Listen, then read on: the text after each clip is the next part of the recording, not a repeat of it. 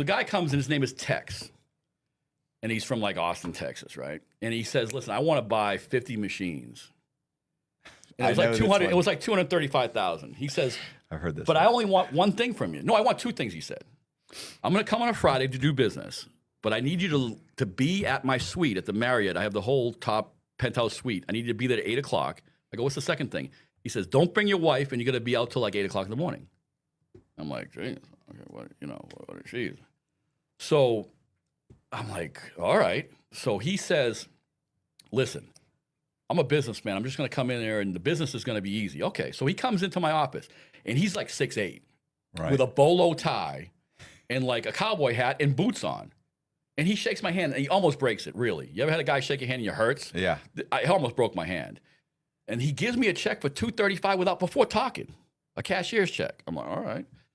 He says, listen, we're going to talk a couple seconds, but basically be at this address, at this penthouse suite at 8 o'clock sharp. I'm like, all right. So I go to the penthouse suite that night, 8 o'clock, and I ring the bell, and nobody answers. And I'm like, what? Finally, I'm thinking Tex is there, right? What I don't realize is that Tex is kind of like deviant, is that he's looked for the best-looking midgets in the world. He scoured the earth for the non-forehead midgets. Like the ones that have no, like the good-looking ones. Like if you look at they're not the forehead ones, right? And they're gorgeous, right? Right. But he's really scoured the earth. Yeah. So he lives with three of them. One of them opens the door, and she looks like Pocahontas, but she's 3'10". But she's gorgeous. looking up at you. She's looking up at me, right? She says, come on in. She holds my hands, brings me in the suite's room, and there's two other midgets there. But like I said, non-forehead midgets, but they're midgets.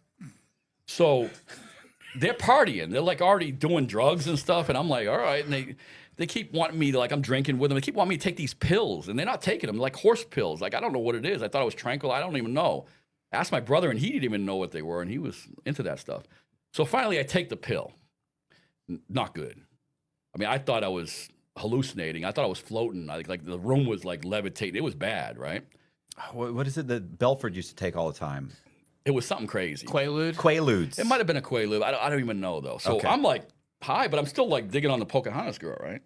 So she takes me into the bathroom. I don't know why. She's like, hold my head. Let's go in the bathroom. And only thing I could do is to put her up on the basin.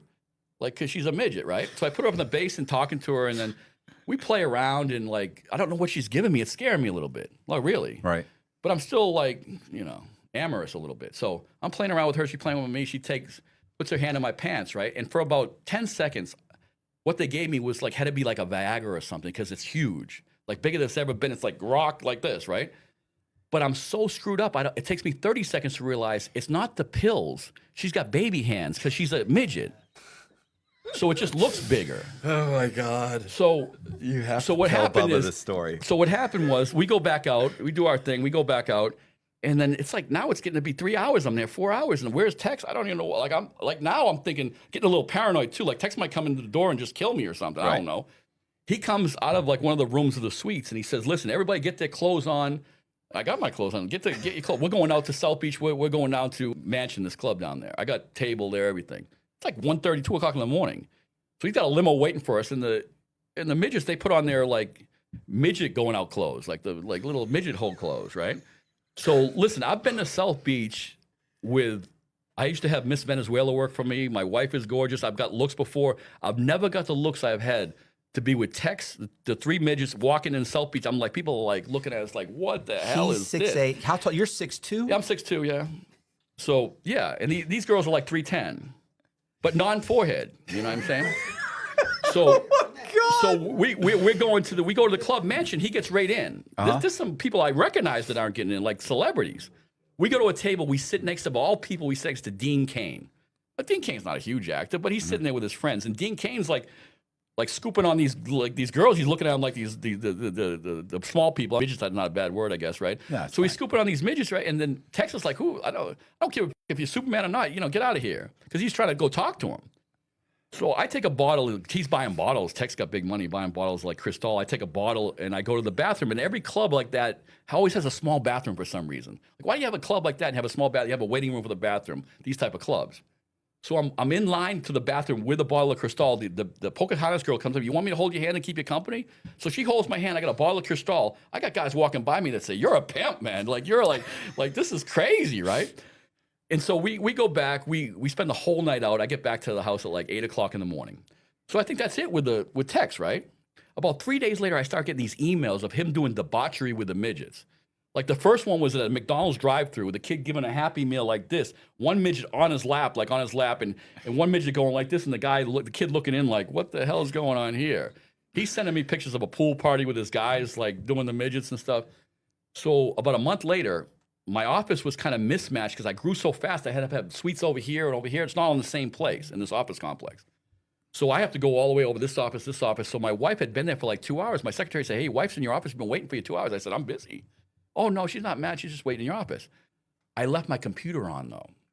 She's like, what the f are these emails, man? He's like, these midgets. I know this guy bought from me. He keeps sending me midget pay. I don't ask for them. I used to go to Dollar General because it was the easiest place for me to buy gift cards. It was an old woman. She did the pen test and she took it back and she was like, can you please hold on one second? She put it in a bill validator. She was taking a long time and I assumed that like she was doing some sort of other verification, and she called the cops. And the thing was, she had my ID. I don't know what to do. So I was like, do I run? Do I stay here and try to explain it away? So I ended up staying and talking to her, just like, I was just trying to be as cool as possible. Like, I don't know, like I just got paid. If you give me my ID back, I will go to the ATM and get you these bills and trade them for you. Because now I'm out. Oh my gosh, I have more in the car. I would always mix them in with some real bills instead of just going, flat out counterfeit. I'm standing there and I'm trying to figure out, how am I going to be like, can I have my fucking ID? I was like, if you give me 15 minutes, I was like, I'll go to the ATM down on, whatever it was. I was like, I'll be right back. And she's like, well, I don't know if I can do that until they get here. So we ended up waiting about an hour and 15 minutes. And after an hour and 15 minutes, she was like, all right, honey. And she gives me my ID back, and I just bounced in the car and dipped. I heard a knock at the front door. I knew it was the police knock. There's a certain knock that they use. Yeah. I knew it was over, but my co-defendant didn't know it was over. He's in the kitchen cooking, he's making food before we go leave. And he's cooking and he hears a door knock and he goes, answer it, because he's cooking. I said, no, you answer it. I don't want them to come in. At this time, they'd made their way to the side door and there's more knocking. I can hear voices. He opens the door and he's met with assault rifles. He's like, put your hands up, or come outside and get on the ground and whatever. They take him out. And then at this point, I had an HP laptop, and like the highest technology at this time was you can open your computer with a fingerprint. Right. So I made sure that setting was still on, so they couldn't get into my laptop, which, I think they can get in anyways. Right. But in my mind, I was like, oh, they can't get in. So I log out of everything, shut it down, calmly close my laptop while he's dealing with them in the front yard, just close it, put it to the side, and I go out there and he goes, is your name Jacob Diaz? I said, yeah. He goes, you have ID? I said, yeah. And I'm saying, I'm trying to play it off like I'm an innocent guy. This is a mistake. Yeah, because I go to get my ID. I show him the ID. He goes, oh yeah, you're the one. I said, one of what? He goes, we have a warrant for your arrest. I said, for what? He goes, for trafficking. I said, that's impossible. You got the wrong guy. I said, I don't sell. In my mind, I didn't. Somebody else did. Right. I just gave it to him. And he goes, come outside, go over there. And they separated us and they went in the house, pulled the tub off the wall, ripped up the couches, the beds. We don't have any in the house. They don't find nothing. They find 5 cell phones that I had. And that's not suspicious. No. And I know there's cash. I have cash in a shoebox in the attic. And I'm trying to hurry up the process, take me downtown, because in my mind, I'm going to bond out. And they finally get me out. They put me in the front seat of a Navigator, and I'm in the front seat, and I'm trying to rush the police to get out so they don't find the money. As soon as the guy goes to put it in reverse, it's like, I'm just going to take you downtown, and we'll worry about them later. He goes to put it in reverse. These 2 guys come out with a shoebox, and he's like, hey, look what we got here. And he opened up the shoebox, and there's black bundles, and I know what it is. It's cash. Oh, did you ever hear about the 2 Jewish guys walking on the beach in Miami? One guy's walking, and they started seeing each other a lot, so they started walking together. And one guy said, you retired? He said, yeah, I'm retired. He said, when did you retire? He said, well, I owned a factory for about 30 years. And, I was getting up there in age, and it was about time to retire. And there was a fire, and the whole factory burned down, and I got a huge check from the insurance company, and I just retired.